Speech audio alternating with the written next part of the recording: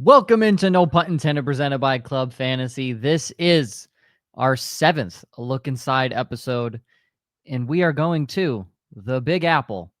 We've been there twice already in 7 episodes. This seems like a pretty common theme with these Look Inside episodes, going to New York City within the first 10, because that's how bad these two teams are. But our first 5-win team, the New York Jets. New head coach, new offense, and some new quarterback as well, because Aaron Rodgers is no longer with the team.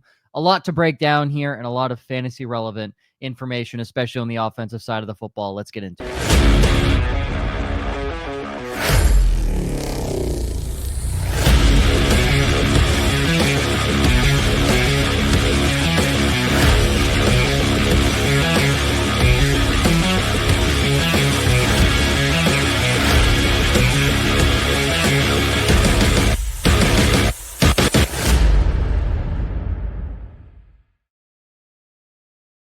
A look inside episode number 7. Myself, the other two Jamokes. It's the New York Jets, guys. Jets. It's always so weird talking about the Jets and not having Howard Bender with us, because when we were doing these as like a full episode, we would always have Bender on with the Jets because he's like the only Jets fan I know. I was gonna say, what I also like about a guy like Howard, if you're not following Howard Bender, do so. Don't follow us and not Howard Bender. That's a mistake. What I like about Howard is he's so realistic about the Jets as well. And Joe, I'll give you that same credit about the Patriots. You get some fans where they won't down talk their team. Bender goes into every Jets season knowing it's going to be a disaster, and he's just awaiting which fresh hell is going to visit him that year. So. I don't know if I ever hype up my team. I don't know if I ever do that. We weren't doing a show when the Patriots were gods among men, so I imagine I wasn't on the show yet, so I'm sure Josh had to deal with it for a little while, but I mean, even though it was kind of towards the end. I think they had it was the Super Bowl win against the Rams, and then that was it. So it was kind of the end of the Brady dynasty era in New England. But yes, the New York Jets, safe to say, not going to be much better than last year. I think they'll be more interesting. I do like Aaron Glenn as a head coach. How can one be more interesting than Aaron Rodgers? That's my point. They'll be more interesting simply because they won't have the circus of Aaron Rodgers around them.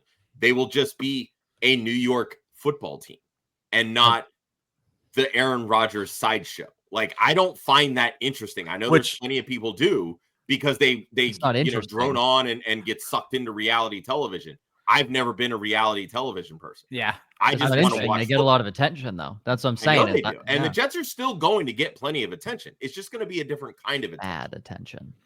Yeah. And I mean, that's what the Steelers are living through right now, but that's a song for another show. So another show that always happens to be smack dab in the middle of our Look Inside series, because Mike Tomlin can't figure out a losing season. The Rams and the Steelers. I have a feeling hand in hand this year. Every year. All right. New head coach Aaron Glenn. New offense is Tanner Engstrand. Sure. It's a derivative of the Lions offense. Shocking that Aaron Glenn wanted to repeat that. So you know what he did? He said, let me go get Justin Fields. Let me get the least Jared Goff-like quarterback in the NFL. Let me get the most run first, inaccurate passer, not named Anthony Richardson, in the NFL.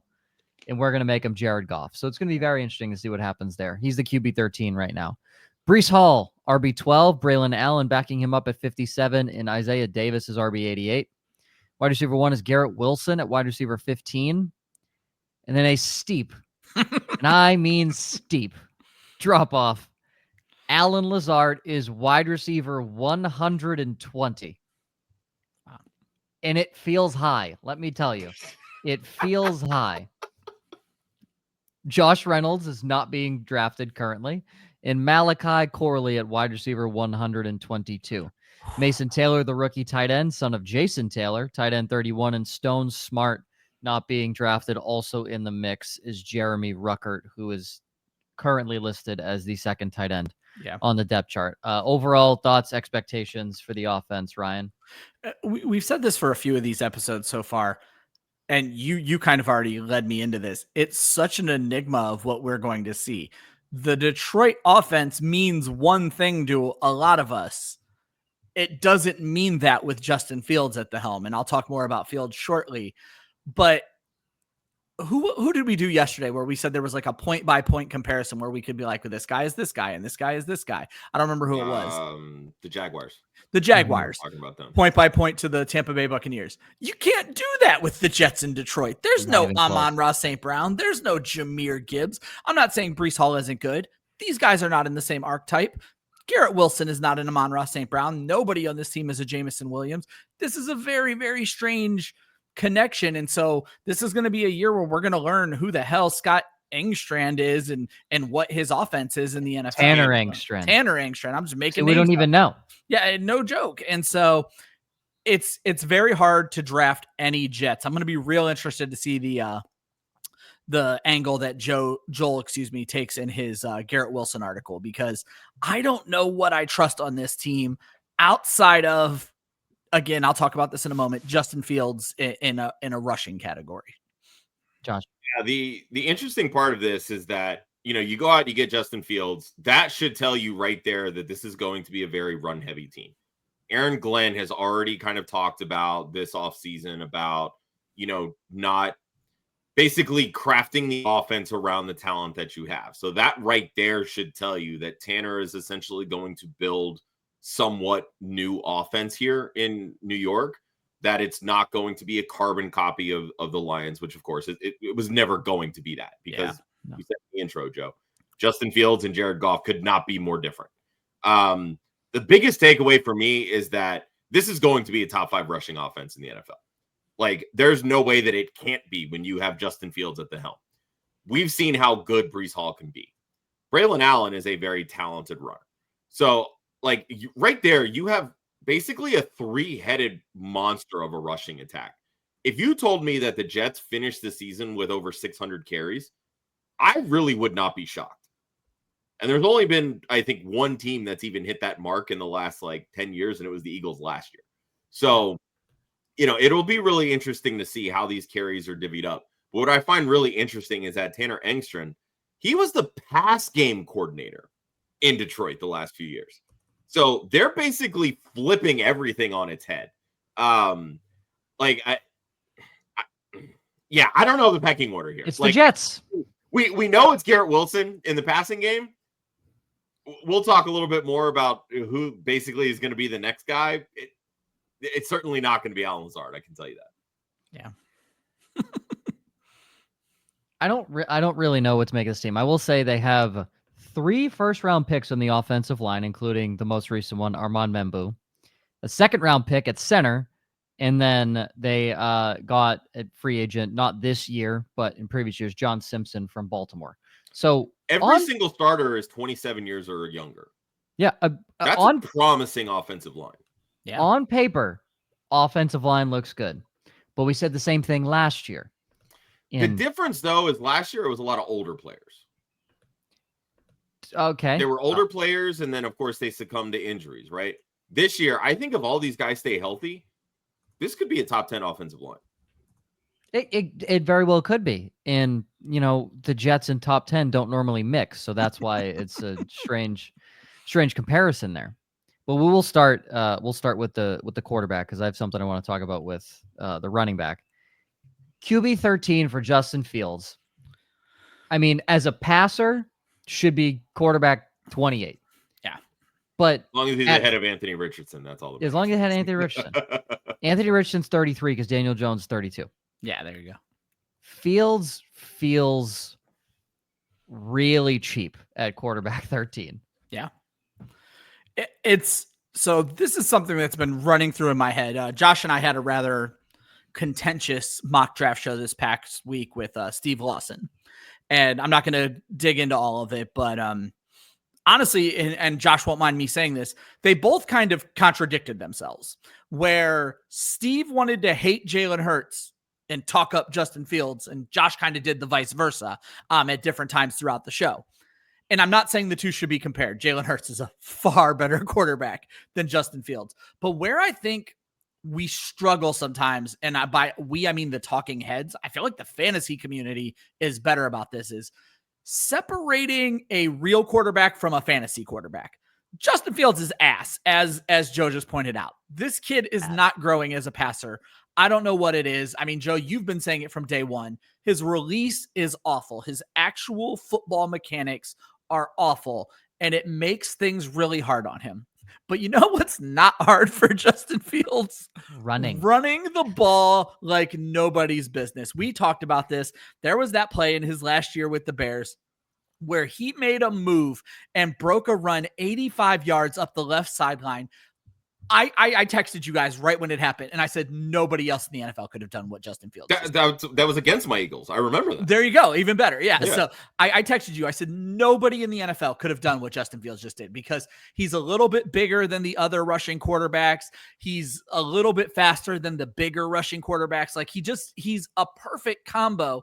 And for fantasy, that makes him so incredibly interesting. And the point I wanted to bring up is I have to look at my own projections because when I project all of this, I have Fields as like QB 19. You just mentioned he's going off his 13 and feels cheap. He was the QB 6 in his 6 starts last year. This guy had a 32 and a 23-point game, another 19-point game on whatever the base scoring is for fantasy pros.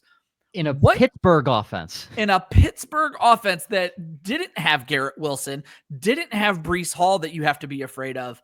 There's some very interesting things here with Justin Fields, but you just have to go into it. And the point I wanted to kind of end with this whole thing is when people badmouth quarterbacks like Justin Fields or even Jalen Hurts, they love to point to the low passing yards and the low passing touchdowns. Well, don't forget there's another aspect of the game. That's the only thing I would point out. Don't come at me about Justin Fields doesn't have more than 2,500 passing yards in his career when he also has an 1,100 rushing yard season. That counts for something. That's still offense. And so for me, my main takeaway here is I need to take another look at Justin Fields, but as a second quarterback in a best ball or even in a redraft league, I think you're right, Joe. I think at QB 13, he is extremely interesting. Yeah, there's a lot of value here, 100%. Go ahead, Joe. I'll No. I have something I want to bring up from the. Okay. So, Ryan, I want to touch on the contradiction point between Hurts and Fields real quick. Hurts actually knows how to pass the football. He has 100%. Like I said, I didn't want to overstate what I was saying. And with Fields, yes, he has the 1,100 yard rushing season. He's never had double digit rushing touchdowns. Fields does that, or Jalen Hurts does that consistently. That is the huge difference there. Like Hurts is consistently over 600, 10 plus touchdowns on the ground, right? Fields' rushing is like a fucking roller coaster, right? It's up and down, and his passing has never been up. So that to me is the biggest difference right there when you're talking about them from a fantasy perspective. Let's not say never. He went for 300 yards in a game last year. Sure, he only threw 1 touchdown in that game, but he rushed for 2 more. That's fair. But like with Fields, and I'm with you. He is low in my rankings. He's quarterback 20. And again, a lot of it really just boils down to he doesn't offer near as much passing upside. And when you're doing projections, you're not projecting some of these quarterbacks to only play 10 games, 11 games, 12 games, 13, whatever. You're expecting 15, 16, 17 games, right?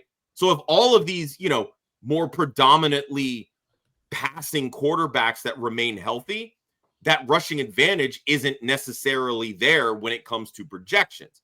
Now, if I'm going through and doing drafts, I have zero issue taking Justin Fields as a QB 13. Yeah. Simply because if I get 15 games out of him, he's probably a top 8 quarterback. Let's be real here. Yeah. Because he's done it before. He has 2 seasons where he's been a top 12 quarterback while starting at least 13 games. Last year, he was the QB 6 in his 6 starts with the Steelers. So, we know that upside is there 1,000%. Do you honestly feel comfortable drafting him as a top 12 quarterback, though? No. I don't think that you really can say that. But I'm perfectly fine if I punt the quarterback position and don't take my starter until round 8 or 9 and then just doubling up on quarterback because I'm going to if Fields hits, that other quarterback either fell off or it's trade bait for somebody that suffered an injury because we've had over 60 quarterbacks starting a season each of the last 3 years, I believe.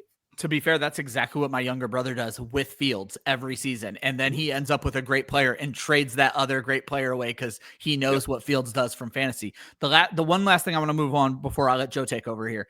Josh, you created a scenario that a lot of people create, but I've noticed in practice it's not happening this way. So I want to ask you a different version of your question. Let's say you punt on quarterback and then you miss the run where these assholes start taking a second quarterback. Are you comfortable walking out with Fields as your starter in that terrible scenario, or would you go with someone more stable?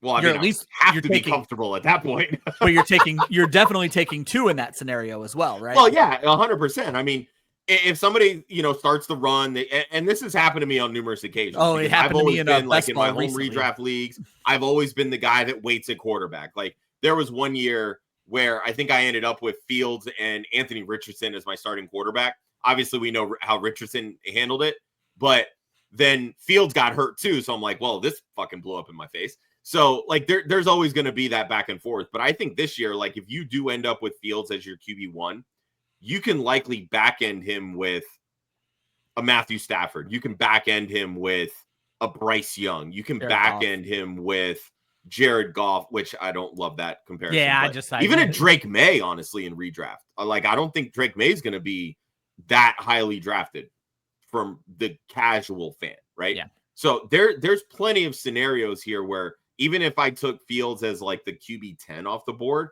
I can still back end him with a quality quarterback that if Fields does get hurt early or, doesn't have the passing upside to bring him above the elite rushing, there's opportunity there. That makes sense. Ryan talked about how Justin Fields has never thrown for 3,000 yards. Let me ask you this question. Who would you rather have? Michael Vick or Justin Fields? Michael Vick. All day. Michael Vick. Every day. All day, right? All day. What if I told you Vick's best season was only 7 points better than Justin Fields' best season? Wow. And it truly is. It was a completely different era back then, too. And is 100%. But if Michael Vick played today, I'm sure this would be a lot different. That was his best season was in Philadelphia, wasn't it, Vick's? His best season was in Philadelphia in 2009. 2010. It was I'm scrolling back. It was 2010. It was the year 2010. He had after 310 fantasy points. I remember that year because the following year was when Matthew Berry was making the case for Michael Vick as the 101 in redraft, even when quarterbacks weren't. Yeah, I do remember that pretty vividly. Well, that following year, he did have 3,300 passing yards and 589 rushing yards. But here's my point. Michael Vick had 2 seasons over 3,000 passing yards, and one of them was 3,018 passing yards. Yeah. So if we're really picking it out here, Michael Vick had one legit season over 3,000 passing yards. And it was like later in the career when he needed to stop running a little bit. So yes, and it was in 2011, and then after that it slowly declined 23, 12, 6, 3. It slowly declined. So, and you might be like, oh well, Vick didn't turn the ball over. In Vick's MVP season, he had 14 touchdowns and 12 interceptions. That was when he came in second in the MVP voting. Yeah, and I bet if you dig deep enough to find the fumbles, they were not great either because he would fumble as well. So and I can don't worry about that. I can tell you he had 16 fumbles that season. Exactly. You want to know how many fumbles? Yeah, how many lost fumbles? Yeah, I don't. He had 16 fumbles. That's what I'm telling you. And then you want to know how many Justin Fields had in 2022? 16 fumbles. So when I'm sitting here, Michael Vick is a light years better passer. Yeah. Than Justin Fields. But if you're looking at them from a fantasy football perspective, and this is exactly what I'm talking about, they are the same quarterback. There's no difference in them from a fantasy football perspective. Yeah. The difference is it's just the era because Vick was the anomaly. He was really the only quarterback that was doing. Yeah, nobody was doing that. Now you've got Josh Allen, you've got Jalen Hurts, you've got Lamar Jackson, you've got Jaden Daniels, you have these Bo Nix even. You have these other quarterbacks that can compile rushing statistics the way that they couldn't back when Vick was playing. That are better passers as well. And also that, them. So you have, that's why I'm saying, like, don't be afraid to have Justin Fields on your team because he is good and he's a value where he currently sits. If you're okay with having Michael Vick at quarterback 13, you should be very okay with having Justin Fields at quarterback 13. I agree. Especially with the guys around him. Now, if you told me you were going to take Herbert or Drake May, fine. You can convince me otherwise. That's fine. But if you're going to sit here and tell me I'm taking Brock Purdy, Jared Goff, Caleb Williams, or Kyler Murray over him, Caleb has my heart right now, but I agree with Caleb everything sucks. you said. Caleb is absolute ass. So fine, maybe Caleb Williams because you're a fan of his upside. You're going to tell me you want Jared Goff, No. Brock Purdy, or Kyler Murray over Justin? Not even close. Yeah. Then you're getting into Bo Nix, Baker Mayfield, Patrick Mahomes. And you're obviously taking those guys. And you're obviously taking them. But then after after Herbert and May, again, convincing, two after, Jordan Love, Dak Prescott, CJ Stroud. I'm sticking with Fields.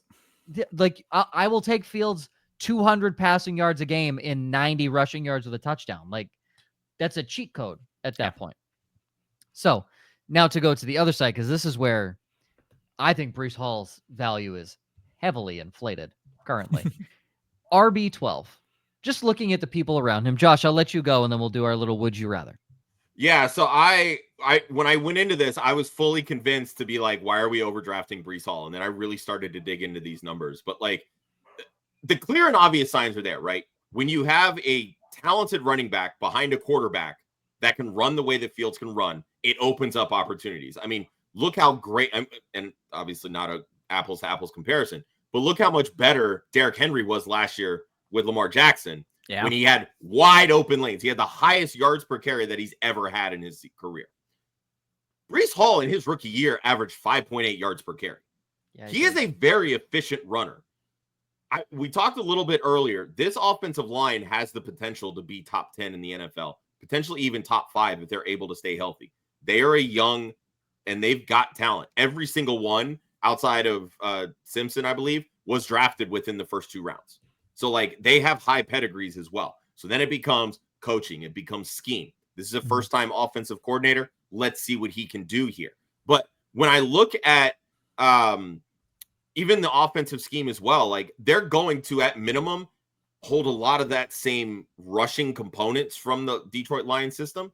Mm-hmm. And even if you take out a rushing quarterback, they ran the ball really damn well with Gibbs and Montgomery. So if you're telling me that Hall plays that Gibbs role, Allen plays the Montgomery role, and now you add in a component where Justin Fields has the potential for 800 plus rushing yards. Yeah. This is a team that is going to rack up the rushing. That's going to trickle down onto Breece Hall. So the biggest thing for me was if he loses the targets, because he is the second highest targeted running back in the NFL over the last 2 years. He was first in RB targets in 2023. He was third in RB targets last year. There's been write-ups, and I wrote one up a couple of years ago. Rushing quarterbacks don't tend to throw to the running back all that often. But if you look at the last 2 years of Justin Fields, his full year starting in Chicago, and then the 6 games last year in Pittsburgh, he's averaging about a 20% target share to the running back position, which is really high for a quarterback that runs as much as Fields. Yeah. Well, there's that. But when you look at, but that's the thing, is that quarterbacks that run don't tend to take those because they trust their legs. They run. Yes. No, exactly. You know, and Breece Hall has the ability to get those yards and chunk. He averages 8.5 yards per reception. So there's a lot of upside here that if we're talking at 20% of even 450 passing attempts, which I have them about 481 for this year, you're still talking 75, 80 targets, 80 plus targets for the running back position. There's no reason Breece Hall can't see at least 65. So, like, when I went through and initially did my projections, I had Hall at RB17, and then I went through and really dug into the numbers. My next scrub through, he's probably going to be a lot higher because I'm going to bump that target share up. I think RB12 is probably right around where he should be. But when you look at the upside with the rushing, all the other components that can potentially come together, you could potentially be looking at a top 6 season from Breece Hall. Okay. Well, I'm going to do a little would you rather here because I think he should be, I'm not saying much lower, but just a little lower. That's where I think he should fit. So he's going 312. So at the swing of the 3rd, 4th round. I'm going to give you all the 3rd and 4th round running backs. Now, I will skip Omarion Hampton because I don't believe any of us are taking Omarion Hampton over Breece Hall as it currently sits here on June 5th at the time of this recording. So I'm going to skip over Omarion Hampton.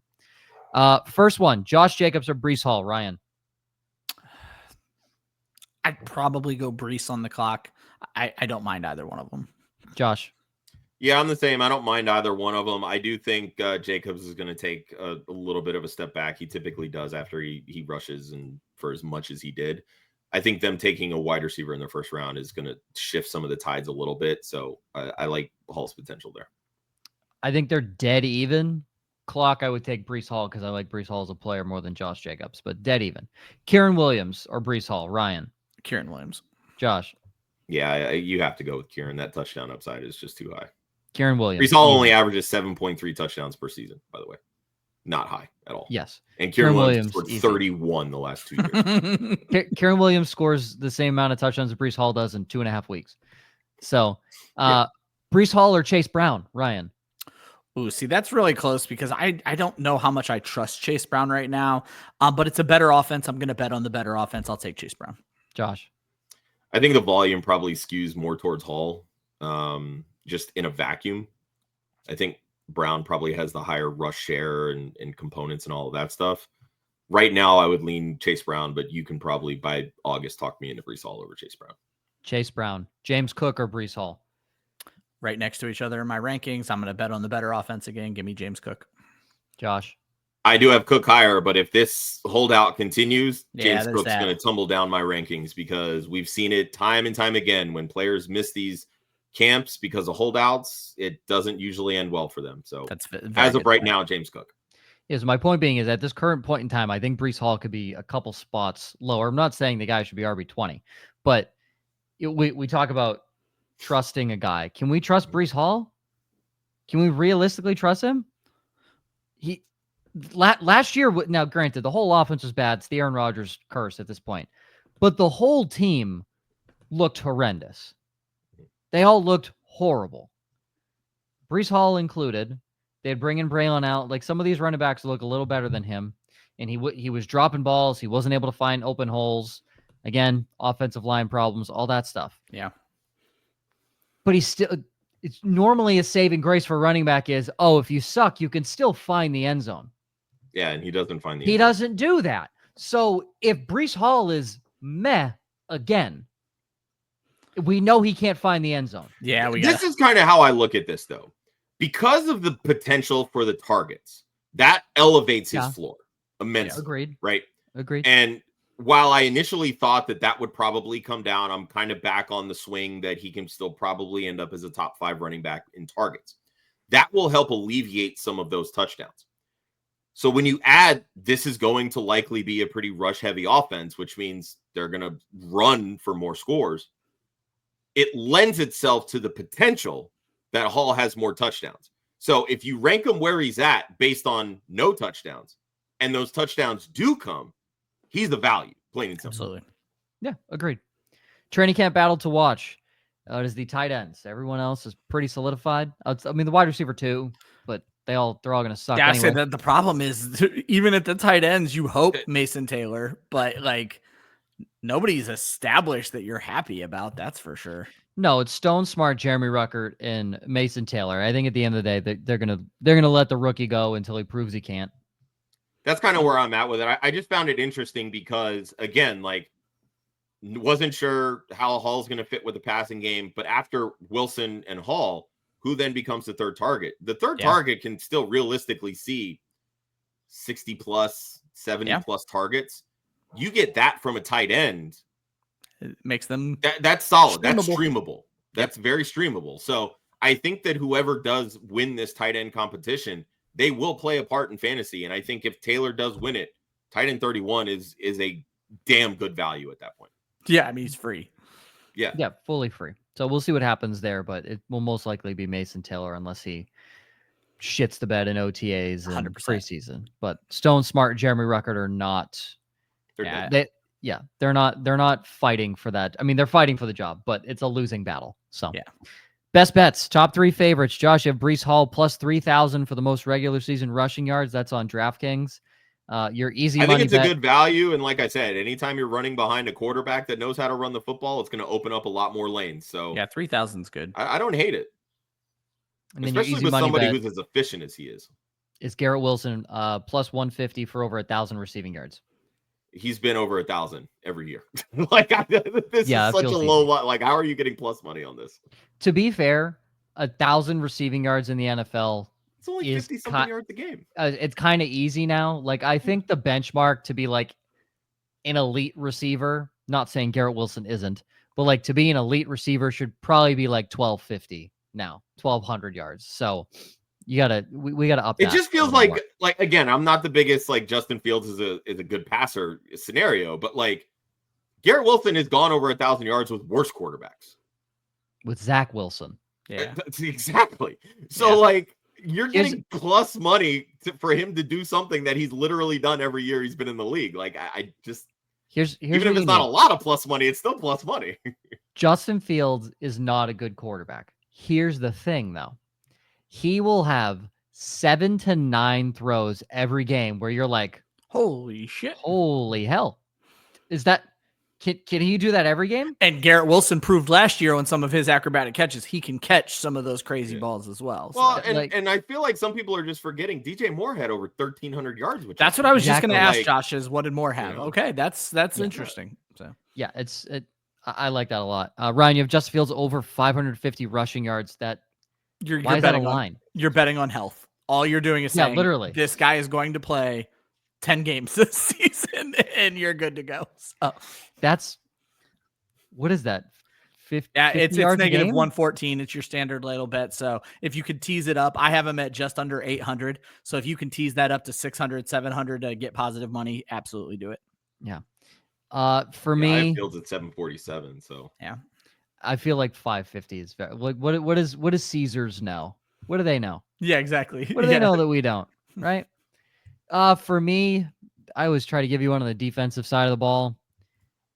Not much has changed for them. I don't love their defense. I don't hate their defense. I mean, go Sauce over on his pass deflections or his interceptions. He had a down year last year, so I think the books will probably give you something cheap. And if they do, you can capitalize on that. I don't really love anything. Yeah, I don't love anything from the Jets so far, though. All right, that is it. Number 7, done and dusted. New York Jets. It only gets better, folks. Yeah. I mean, literally, it does only get better. It can't get worse, right? Statistically, the record is going to get better of the team until we get to Pittsburgh. Then that's a shit show. But everything's going to get better from here on out. Next week, we have our next show. We have the Carolina Panthers. So we're going to talk some Bryce Young. I know that Ryan is very excited about that. Some Tetaroa McMillan. It's going to be Gonna be a fun offense and a fun fantasy team to talk about. Always remember, defense wins championships, offense wins fantasy football. We will see you on the next one.